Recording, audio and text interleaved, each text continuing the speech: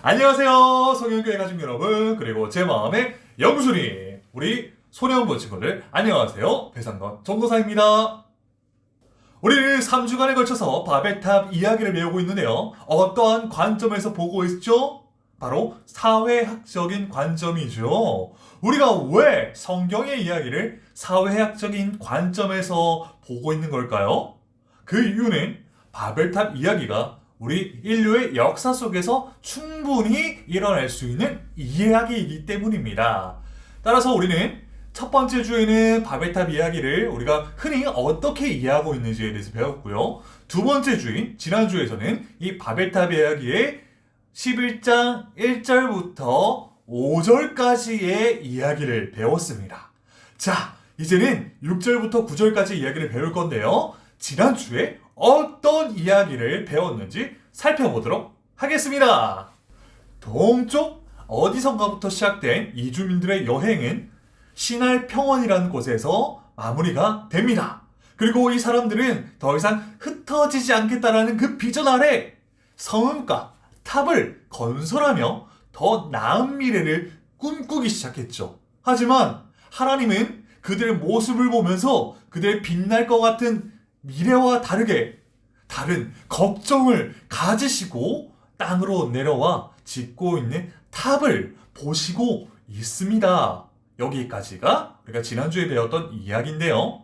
오늘은 어떤 이야기를 우리 친구들에게 들려줄지 기대해 주시기 바랍니다. 지금부터 시작하겠습니다. 준비, 출발!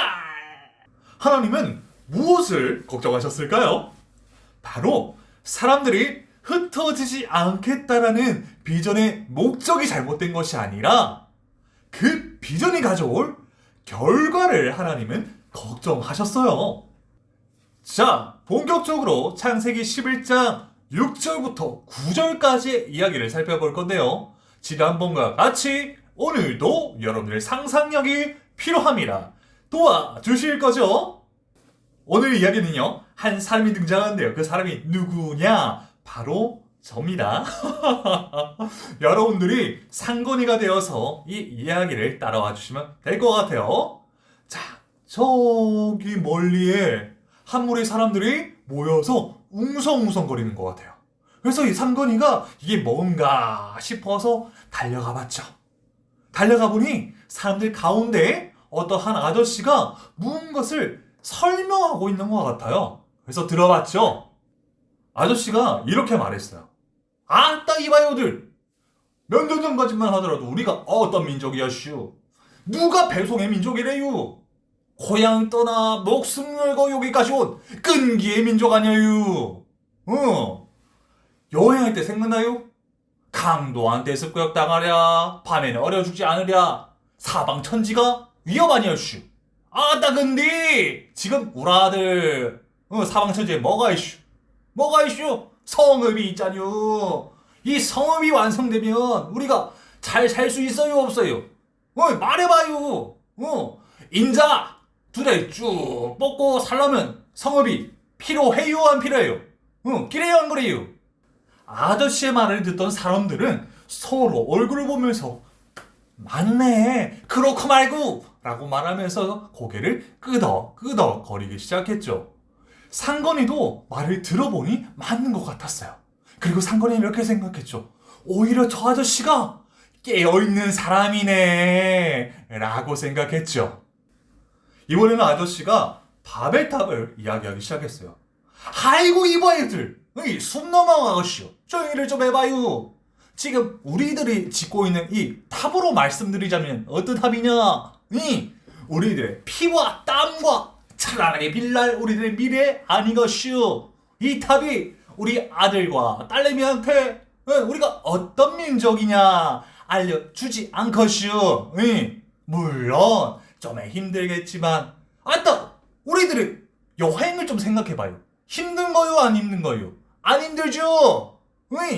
찬란하게 빛날 우리들의 미래를 위해서는 이 정도 이거 참을 수 있죠 없죠?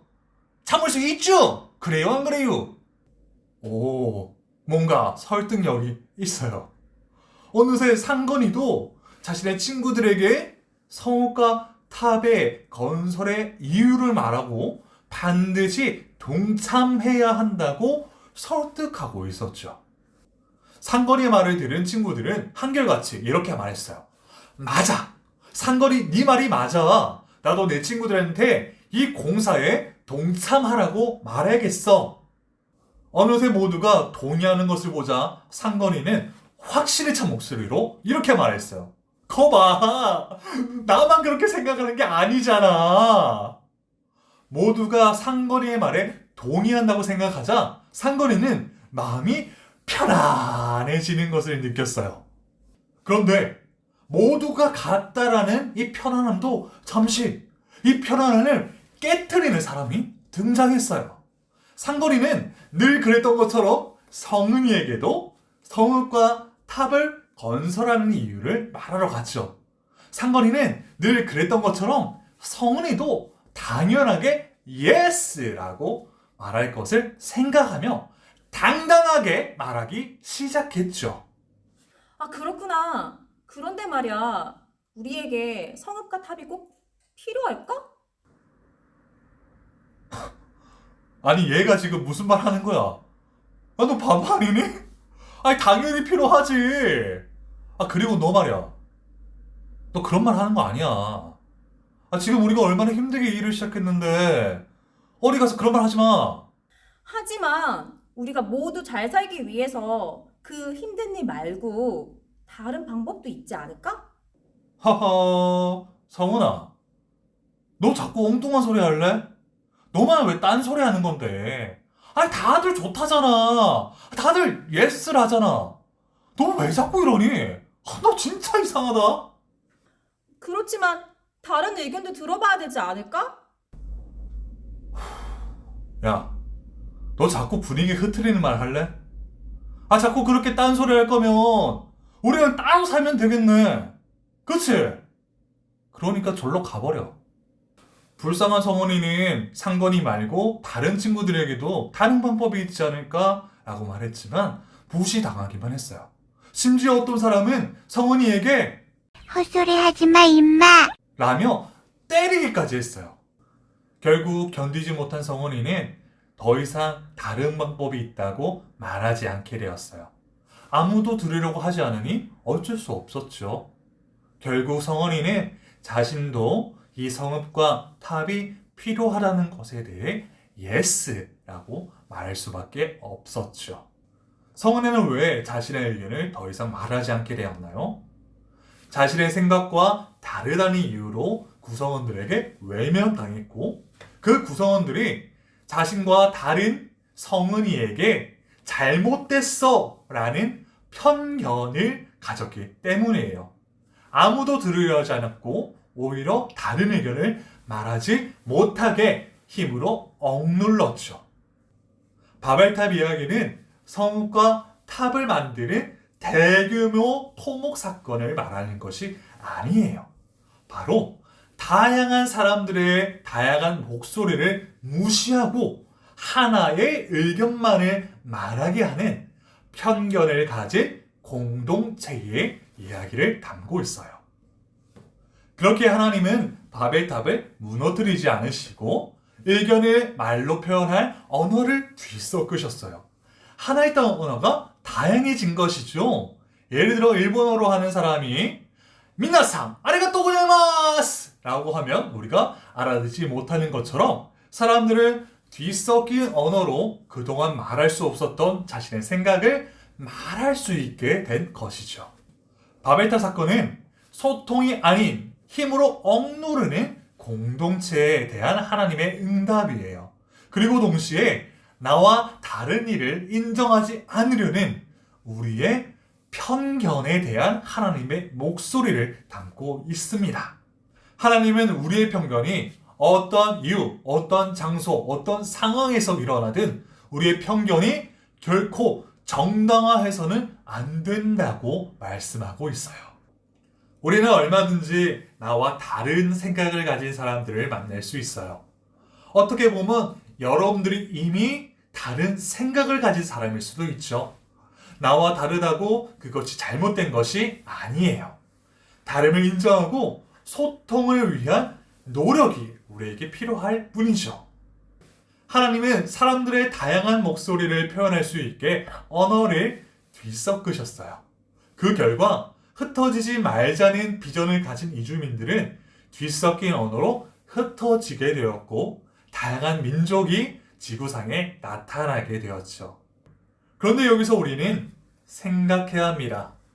흩어지지 말자라는 비전을 왜 세우게 되었나요? 바로 사람들의 불안과 두려움 때문이죠. 사람들은 불안과 두려움이라는 성읍과 탑에 갇혀 있었던 거예요. 하나님은 그러한 사람들을 흩으심과 동시에 그들의 불안과 그들의 두려움을 흩으신 겁니다. 더 이상 사람들을 공포가 지배하지 않을 수 있도록 말이죠. 사랑하는 친구 여러분, 드디어 창세기 11장 1절부터 9절에 등장하는 바벨탑 이야기가 모두 끝났어요. 우리는 그동안 이 바벨탑 이야기가 사람들이 교만해졌고 그 교만을 하나님께서 심판하신 것으로 알고 있었죠. 하지만 바벨탑 이야기는 교만에 대한 심판이라기보다는 잘못된 비전으로부터 해방시켜주는 하나님의 구원의 이야기라는 것을 알 수 있었죠. 하나님의 구원의 이야기는 에덴 동산에서부터 노아와 노아의 가족을 거쳐 바벨탑의 이야기를 통해 이어지고 있어요. 그리고 예수 그리스도를 통해 이 구원의 이야기는 오늘날 우리에게도 이어지고 있죠. 하나님은 바벨탑 사건 이야기를 통해 우리에게 두 가지를 말씀하고 계세요. 첫 번째는 편견을 가지지 말라는 거예요. 그리스도인에게 필요한 것은 편견이 아닌 존중이에요. 누가복음 5장 27절부터 28절에 이렇게 기록되어 있어요. 그 후에 나가서 레위라 하는 세리가 세간에 앉아 있는 것을 보시고 나를 쫓으라 하시니 저가 모든 것을 버리고 쫓으니라. 예수님은 죄 많은 세리에게 편견을 갖지 않으셨어요. 예수님은 간절히 회개하는 레위의 마음을 보시고 받아주셨죠. 우리 친구들도 나와 다른 사람 혹은 다른 의견을 가진 친구의 특별함을 보시고 함께 사랑할 수 있는 친구들이 되기를 간절히 바랍니다. 두 번째는 하나님의 목소리를 당당하게 선포하라는 겁니다. 여러분은 하나님의 구원의 도구입니다. 너희는 세상의 소금이니 소금이 만일 그 맛을 잃으면 무엇을 짜게 하리요? 후에는 아무 쓸데없어 다만 밖에 버리어 사람에게 밟힐 뿐이니라. 너희는 세상의 빛이라. 산 위에 있는 동네가 숨기우지 못할 것이요. 사람이 등불을 켜서 발 아래 두지 아니하고 등경 위에 두나니 이러므로 집안 모든 사람에게 비추느니라. 여러분이 예수 그리스도 안에 있을 때 여러분이 계신 모든 공간, 모든 공동체, 그리고 모든 시간은 여러분을 통해 하나님의 나라가 선포됩니다. 그렇기에 함께 하시는 하나님의 목소리를 가지고 예스를 예스라고 하고 노를 노라고 할 수 있는 하나님의 구원의 도구, 하나님의 목소리로 살아가시는 여러분이 되시기를 이 시간 간절히 축복합니다. 사랑하는 친구 여러분, 오늘 설교는 이렇게 마무리되었어요. 우리 돌아오는 주일 11시 30분에 우리 생활에서 나타나는 바벨탑 이야기가 어떤 것이 있을지를 돌아보며 우리 삶에 적용하는 시간을 가지도록 할 거니까요. 꼭 주일 오전 11시 30분에 뱀도사 TV 라이브 방송으로 여러분과 만나도록 하겠습니다. 그럼 우리 주일에 만날게요. 바이바이.